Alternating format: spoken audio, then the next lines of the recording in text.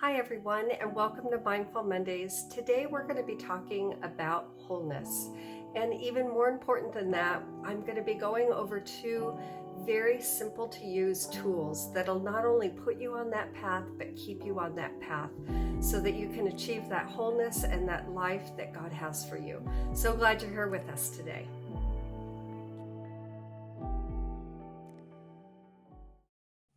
Hi, everyone, and welcome to Mindful Mondays. My name is Cheryl Clem. I'm so glad you're back with us on this Monday. And today we're going to be talking about wholeness. And last week we were talking to Mackenzie and Bettina, and both of them brought up the point that as we are on this journey, how important it is for us to have a plan for our well-being, a plan for our wellness in body, mind, and spirit. And so we're going to talk today not only about wholeness, but about how to get there. And I wanted to start today by reading to you something that our staff here at Mountain View is going through. We're going through a John Eldredge study called Get Your Life Back. And I don't know about all of you, but I am ready to get my back. And he wrote this study, ironically enough, way before COVID, but I think so many of his wise words speak to us during this time. So I just want to begin by reading a little bit about what he says here at the beginning of his devotional. And he asked the question, he said, how would you score yourself in these ways, in these days? How happy are you most of the time? How often do you feel lighthearted? Are you excited about your future? Do you feel deeply loved? When was the last time that you felt carefree? And he goes on to say, I know it's not even a fair question to ask. Our souls are bleary and seared and smeared. And yet, on any given day, although we want to feel loved and carefree, that we spend most of our days in a state of exhaustion, sometimes numb, and on good days, we can even feel this way more often than we want to admit. The world has gone completely mad. Boy, I'll say. And again, he wrote this before COVID, but he says the world has gone completely mad and it's trying to take our souls with it. Now, if we had more of God, that would really help. We could draw upon his love and his strength, his wisdom, his resilience. After all, God is familiar with life, and he is the fountain of life. If we had a little more of his lavish life bubbling up in us, it would be a rescue in a soul-scorching hour. And boy, I think that is so true. He goes on to say, but this frantic, volatile world constantly withers at our soul. It dries us out like a raisin. It is almost impossible to receive sometimes the life that God has in us to pour forth. It's a double bind. I tried to find more of God, knowing that if only I had a greatest measure of his life in me, I'd be able to navigate through this very rough terrain. I was practicing the usual stuff, prayer, worship, scripture, sacrament, but still on some days I feel shallow somehow. And I know that sipping teaspoons of God is not what he has planned. It's not drinking from the well in gulps.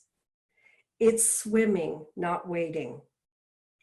Our soul can feel shallow like a rain puddle, but God wants to strengthen and renew our soul. Jesus longs to give us more of himself. And in Matthew 11:28, which is actually one of my favorite verses in the Message version, he quotes this. He says, are you tired, worn out, burned out on religion? And Jesus talking says, come to me and you will recover your life. You will learn how to live freely and lightly. You can get your life back. God is not harsh. He is gentle. What we need, and this is the part that I want to focus on today, he says, what we need in life is to put ourselves in places that allow us to receive God's help. And so putting ourselves in situations and putting ourselves in places that allow us to receive God's help is what he's saying is the first step in how to get your life back. So what does that mean? We're talking about wholeness, body, mind, spirit. How do we feel more whole in our body? Like last week, we talked about wellness. How do we feel more well in our body, more well in our soul that we talked about a few weeks ago, and more well in just our emotions and our mental wellness and our mental health? And I have to tell you, I am really convinced and very passionate about this whole person approach. You know, sometimes we can get one thing working and then another's not. We're maybe feeling good mentally, but our body's not feeling good, or our body's feeling good, but we're not feeling so good mentally or emotionally, or our spirit can feel, like John Eldridge says, kind of dried up like a raisin. So how do we get this whole person approach working together? And more importantly, how do we create a plan for that to actually do that? And so that's what we're going to focus on today. I am going to go over with you and give you 2 tools that you can use that will put you on this path to wholeness. And when you received this email, if you received our link via email, down at the bottom, there's resources. And these 2 tools that I'm going to give you are the resources this week that I'm going to go over with you today that I want you to take, I want you to personalize, and I want you to use for yourself. And if you didn't get the email, or maybe you just found us on YouTube and that was kind of how you came in to find us, just email me. I'm Cheryl, Cheryl with a C, Cheryl at mvc.life, and I'll make sure that you get those tools. So to get started here, I want to give us like a framework, and and I want to share with you a story, because I think this story so well illustrates the points that we're going to be talking about in the tools that I want you to use. So I am by nature very different than my husband in some ways. He is wonderfully adventurous. He's a risk taker, much more of a risk taker than I am. I kind of like to live life more safely. I'm a little more hesitant about things.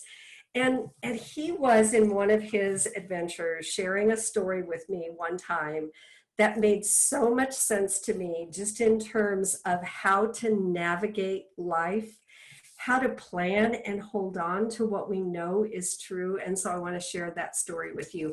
He had just learned how to do deep dives. So deep dives, he does scuba diving. I do not. Although I kind of live vicariously through him, because he shows me his underwater pictures. And he was sharing with me this trip that he took where they did a deep dive, which is way down. It's below 100 feet, or you can use nitrox, and you have to have extra certifications and training for it, where you can dive deeper. And as he was sharing the story with me, I thought, oh my gosh, that kind of feels like life, like I could relate to it. Sometimes I dive deeper than others, or sometimes waters feel deeper than others. And so he started to share this story about how he was new at this. He had just gotten certified. He found himself in deep water. And not only was the water deep, but all of a sudden he started to explain how the currents came up, and he just felt kind of like pulled back and forth by the currents. So he's in deep water, he's feeling pulled around by the currents. And then of course, right next to him kind of swims a shark. And he realizes that all of these sharks are kind of swimming around him. And the buddy that he was diving with actually had a camera underwater and took pictures. We have this picture of him diving on that particular day with, you can see him floating on the side, the currents are there, the sharks are swimming around, and you see the rope that is hanging down for them to hold on to that if they get stuck in any way, this is the rope that they need to grab onto to get back up and pull back up to the surface of the water. And he was able to do that, but he was able to do it with the help of others. He started to tell me, he said, I got so anxious when all of these things started to happen that I realized that I was breathing really heavy and I was using up a lot of the air in my tank. And that's the very thing they train you not to do, but I wasn't prepared as much, and I just was new. And he was telling me it was so embarrassing because I had to go to my dive master. And so I'm holding onto the rope and I go to my dive master and I had to use part of his air. And then I pulled up the rope a little bit more and I found my buddy that I was diving with, and I had to use a little bit of his air. And so this description of him telling me I had to find what to hold on to and where to find air until I reached the surface and I could see the goal. I could see what I was reaching. And so that story just always stuck with me, not only because, again, I lived vicariously through him. And so it sounded a little more risky and a little more exciting than maybe something I would do.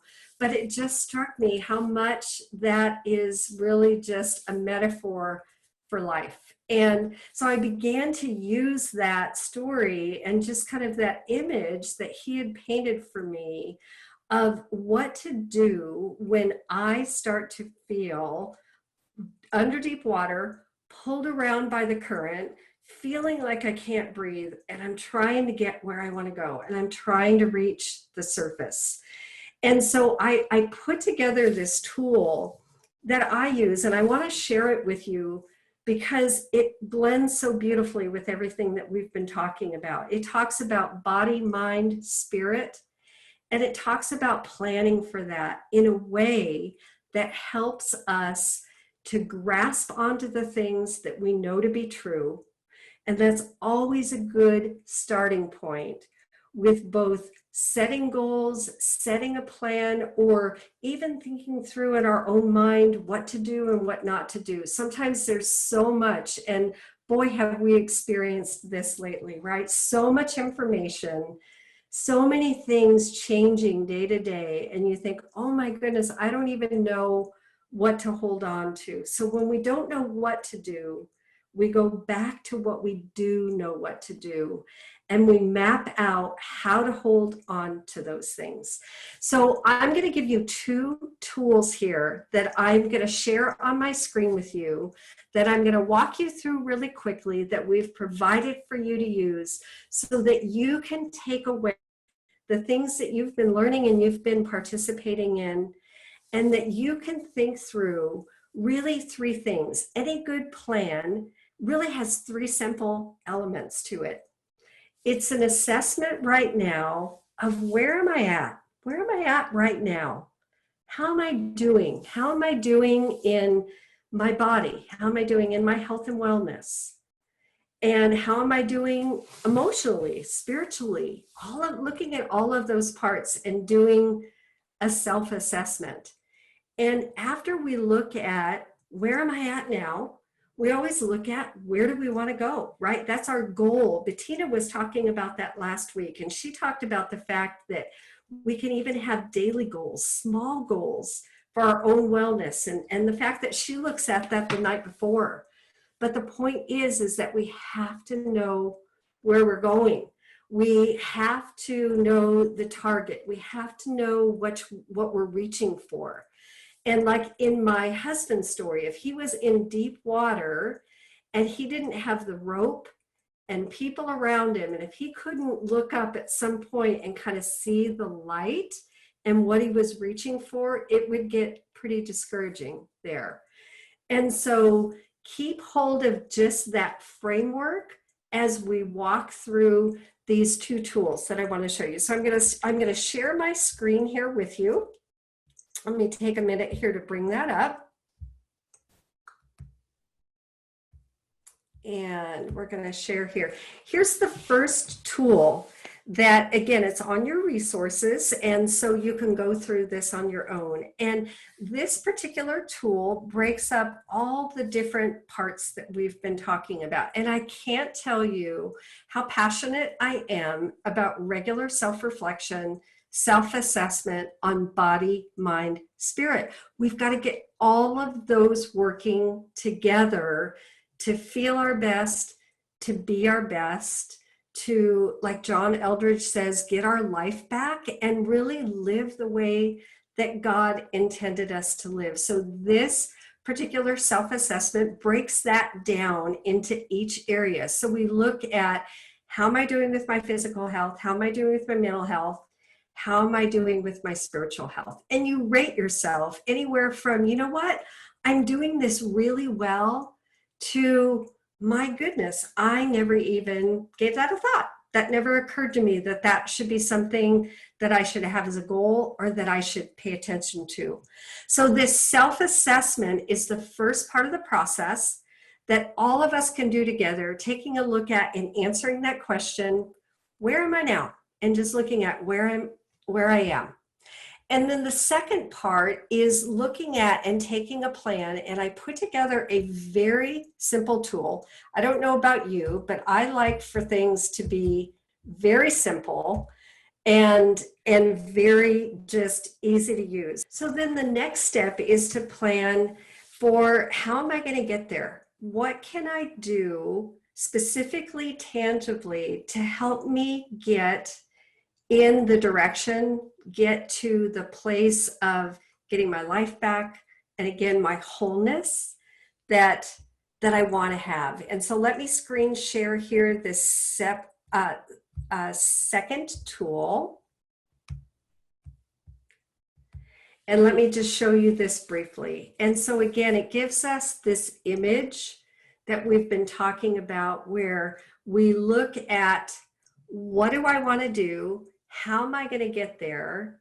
And more importantly, who is going to be my cheerleader? Who is going to breathe life into me? Who is going to give me air and support me in my effort? Because, you know, we've all done goal planning and goal setting, and we do it in bits and pieces. So maybe we have a goal where we want to lose 10 pounds, or we do goal setting at work because we want to achieve the next level position or climb the ladder or what have you. But again, this is different than that. This is a reflection on, how am I doing as a whole? How am I doing in life? And what do I need to do? How am I going to get there? And so you can, for example, maybe you, on the self-assessment, in spiritual self-assessment, and it asks a question like, do you feel loved by God? And maybe the answer to that is, you know, I know him. I know he's there. I read his word, but no, maybe I don't feel that in my heart. So then that can become, like on the example of our plan here, what I want to do. What I want to do, just simply, I want to feel more loved by God. Okay, how am I going to do that?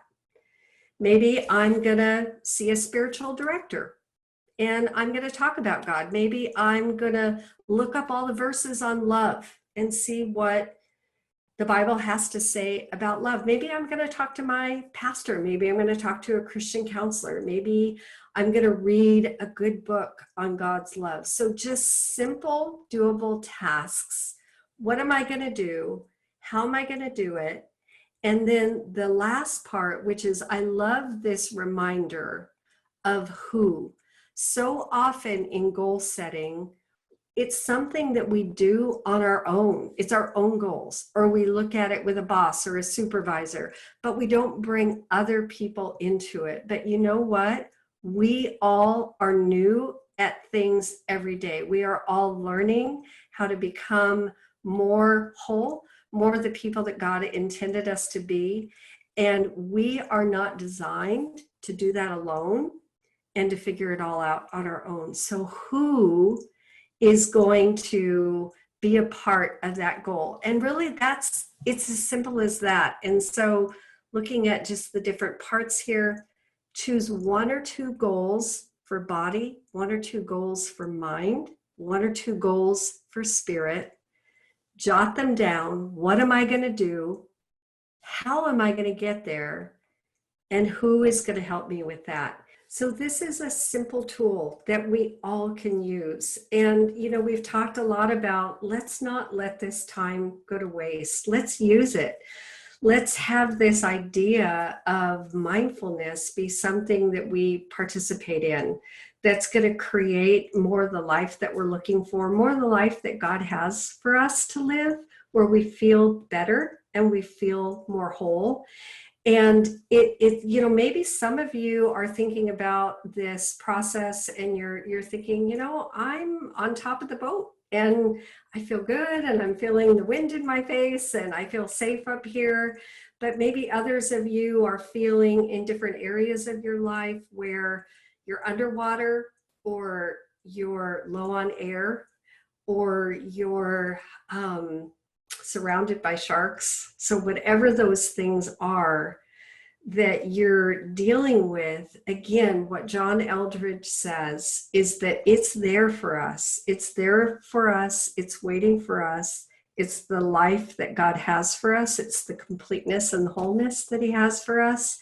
We need to put ourselves in places and situations where we can receive that.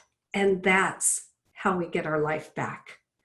And so there's an action on our part. And I hope these tools are simple, easy, provide some really good self-reflection, and just a simple map for you to put together and plan, for you to put together for yourself. And next week, we'll be back with another member of our team and a special guest. We're going to be talking about caretaking and parenting. It's going to be great. You won't want to miss it. Again, if I can help you in any way, or if you don't have these resources that I mentioned today, you can always email me at cheryl@mvc.life. So glad you were with us today.